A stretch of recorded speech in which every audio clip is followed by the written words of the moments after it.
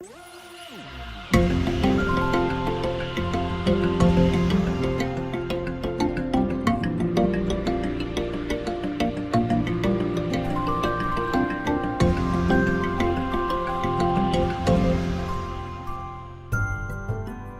gente, preparados para mais um bate-papo?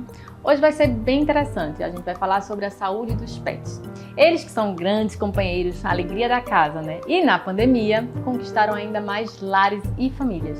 Com o distanciamento social, isso estimulou muitas pessoas a comprarem ou adotarem um animalzinho. Mas esse carinho que os pets nos dão também merece ser retribuído com cuidados e atenção. A saúde ocular, por exemplo, precisa ser vista com atenção. Então, sobre esse assunto, nós vamos conversar hoje com a especialista em oftalmologia veterinária, Carolina Santoianni. Carol, seja bem-vinda. Obrigada. Prazer ter convite. Igualmente, prazer estar aqui. Bom, eu nem sabia que tinha que levar um animalzinho, realmente assim, eu achava só se tivesse algum problema. Então já vamos falar sobre isso diretamente. Todo animal precisa ir para o oftalmo? Andréa, olha, todo cachorro precisa ir para o oftalmo, mas algumas raças são obrigatoriamente devem ir para o oftalmo. Era essa a segunda pergunta que eu ia te fazer. Quais são essas raças que são mais propensas, né? Como é que funciona? Vai lá, faz. Olha, para começar, o Pug é a raça que mais sofre devido à anatomia mesmo, sabe? O focinho dele foi mais achatado, então tudo atrapalhou na conformação. As pálpebras deles viram para dentro, então o filhote que nasce com esse, já sendo dessa raça, ele já vai ter pelos arranhando a córnea, arranhando o olho desde bebê. E a gente precisa identificar desde filhote como é que está a situação daquele olho para a gente corrigir isso ainda filhote. Entendi. Sabe por quê? Muitas vezes o tutor não observa isso e o animal depois de, por exemplo, 6 meses de idade já tem manchas crescendo pela córnea devido a esse atrito crônico. Então o Pug precisaria, o Shih Tzu é uma raça muito popular, né, tão legal, mas ele tem vários problemas que podem ser de predisposição na raça. Então ele pode ter cílios que crescem errado, ele pode ter essa pálpebra virada para dentro também. Às vezes eles têm um olho bem esbugalhado, sabe? A pálpebra bem grande, então também é um problema bem constante, bem comum na raça. Então eu diria que o Shih Tzu, Pug, os Bulldogs, todos os cães que tiverem o focinho mais achatado precisam. Chihuahua, o Spitz alemão também tem tendência a ter alguns problemas oftálmicos. E gatos, a maior parte dos gatos também tem um determinado problema relacionado ao estresse. Por conta do estresse? Por conta do estresse. Se o gato se estressar, o olho é afetado. E quais seriam os problemas assim mais frequentes? Então, o Pug é tudo relacionado, todos os braquicefálicos são relacionados ao focinho ser achatado, né? Inclusive tem gatos que têm o focinho dessa forma também, que são os persas, né? Então sempre vai ser a mesma coisa. A primeira coisa é que o funcionamento do ducto nasolacrimal não funciona bem. Então a lágrima ela precisa escorrer, né?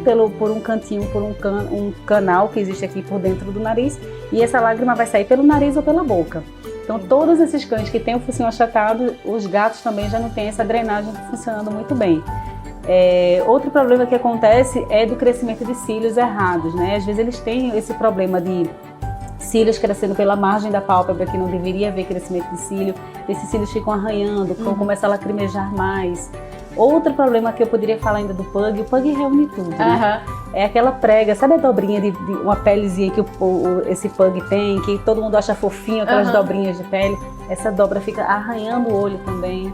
Então, a maior parte dos problemas nesses cães braquicefálicos estão relacionados a mau funcionamento dessa drenagem da lágrima, a contato de pelos e ao olho muito exposto. Eles nascem normalmente com a pálpebra muito grande e como a órbita desses cães foi modificada, né? A órbita deveria ser bem profunda para o olho ficar bem encaixadinho e ela fica mais rasa, então o olho fica mais para fora, mais exposto.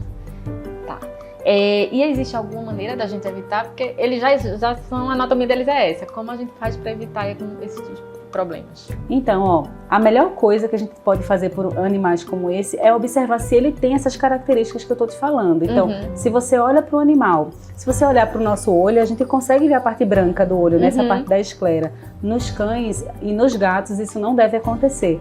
Então, quando a gente olha para um animal e a gente vê a parte branca aparecendo, a gente sabe que aquele olho está mais exposto do que deveria. Então, ele provavelmente, esse animal, na hora de dormir, vai dormir com o olho um pouco mais aberto. Então, se dormir no ar-condicionado é péssimo. ele vai ficar a noite inteira ressecando aquele olho, acorda com mais problema. A gente deve observar a característica do animal. Se você tem um pug, um shih tzu, já alerta, né? Já alerta que ele provavelmente precisa de alguma coisa. Certo. E quais seriam os sinais, ou o cão dá mostra algum sintoma de que ele está com alguma dificuldade, algum problema? O que a gente pode observar? Sei lá, ele coça mais o olhinho? Então, quer ver uma coisa? Tem essas raças assim, o Spitz alemão, o Chihuahua, esses pequenininhos, o Pinscher, eles costumam ficar muito assim, sabe? Com o olhinho meio fechadinho, como se estivesse com sono e sempre lacrimejando muito. Quem tiver um cão dessa raça vai lembrar logo que isso acontece. Então, muitas vezes isso é um sinal de que ele está com desconforto, ele não está com sono, ele está sentindo desconforto, por isso que ele fecha mais os olhos. Entendi. Esse é o sinal desse tipo de raça. Nos pugs, coitados, os pugs não dão nenhum sinal, né? Porque, assim, eles não têm uma sensibilidade. O pug e o shih tzu, eles têm uma sensibilidade muito fraca na córnea. Então, às vezes, ele tá com pelo arranhando o olho, ele tá ali. Não dá nenhum. Aí, o que o tutor consegue ver é presença de remela, de secreção, que fica acumulando. Então, se você precisa limpar a secreção do seu animal mais do que uma vez por dia, já é um sinal que não tá legal, sabe? Se for só um pouquinho ali no canto, tudo bem, mas se você limpa, daqui a pouco tem mais, e isso já é um sinal importante. A presença de secreção, o olho vermelho também é importante. E em alguns cães, como o maltês, que é bem branquinho, ele fica todo manchado. Ali também é um sinal importante que pode ter um problema nos olhos. Vai ficando mais escurinho. Aí todo mundo até conhece como lágrima ácida. É um nome errado que as pessoas conhecem. O pessoal pensa que a lágrima está mudando o pH, está ficando mais ácido. Mas na verdade não. A lágrima, ela, quando em contato no local onde não deveria, que ela deveria estar entrando pelo canal, né? Quando ela começa a molhar essa região, ela produz um componente que faz essa mancha. Que na verdade esse componente é uma proteção, tá? Mas isso está apenas sinalizando que tem um problema. Tá. E o clima, ele influencia? O clima influencia também. A gente vive num ambiente que é quente e úmido. E o calor, ele faz a lágrima evaporar mais rápido também. Então, a gente tem que ter um cuidado no nosso ambiente, principalmente devido à temperatura mais alta, ambientes quentes. Isso vai acontecer. E também no ar-condicionado também. Eu ia perguntar agora do ar-condicionado. Você tinha comentado do ar-condicionado que são péssimos. Como é isso? O ar-condicionado é péssimo, principalmente se o animal tiver isso. E não fechar bem os olhos, sabe? Se ele dormir é engraçado, no consultório chega muito animais que tem manchas exatamente no meio da córnea. Porque eles fecham a pálpebra até aqui assim, então nesse local fica aquela mancha, sabe? Então se o animal ele dorme com a pálpebra parcialmente aberta, se a pessoa olhar para o animal dormindo e dá para ver o olho aberto, a gente recomenda que é péssimo dormir no ar-condicionado, porque ele vai ter problema naquele olho. Bacana. Agora, para a gente terminar, o que a gente pode dar de dica para quem tem um bichinho? O que ele pode fazer para ajudar os animais? Vou dar algumas dicas importantes aqui. Primeira coisa, se tem um filhote, já leva para uma consulta para ver se ele tem algum problema no olho ou se está ok. Independente da raça. Independente da raça. Todas as raças geralmente têm alguma característica nos olhos, tá? Se for uma raça ou um animal que chegar no consultório e a gente perceber, não tem nada, ótimo, você já está livre, importante para viver a vida tranquilamente. Agora, no dia a dia, quais são os cuidados importantes? Praia. Eu adoro que os animais, eu acho importante o animal ter esse acesso a uma praia, a uma rua, mas eles estão muito perto do chão. Isso. Então entra mais poeira, vem mais areia nos olhos. Então eu acho legal, sempre que voltar de um passeio, de uma praia, de um ambiente como esse, ter um colírio lubrificante, ter um soro fisiológico para lavar os olhos desse animal, para tirar as sujeiras que podem estar acontecendo. Outra dica importante é a história do ar-condicionado. Se o animal tiver o olho aberto, evitar. Banho e tosa é um local muito agressivo para os olhos dos animais. Porque normalmente o que mais acontece no consultório de acidentes é shampoo cair no olho do animal e o shampoo causa lesões na córnea. Então a pessoa de preferência escolher um shampoo de bebê. Tá. Tem shampoo neutro, shampoo de bebê que possa cair nos olhos, é o que eu recomendo para usar no rosto. E no corpo usar um shampoo de cachorro mesmo, tá? Durante a secagem, o secador, o tosador, eu sempre peço para as pessoas recomendarem que o tosador diminua a temperatura, não use vento quente no rosto, use o vento mais frio e que, se puder, entregar para o tosador um colírio lubrificante para pingar de vez em quando, cuidar desses olhos também. Durante a secagem. Tem alguns animais até que seria o ideal que usassem óculos durante a secagem. Então tem óculos que vendem. Tem óculos.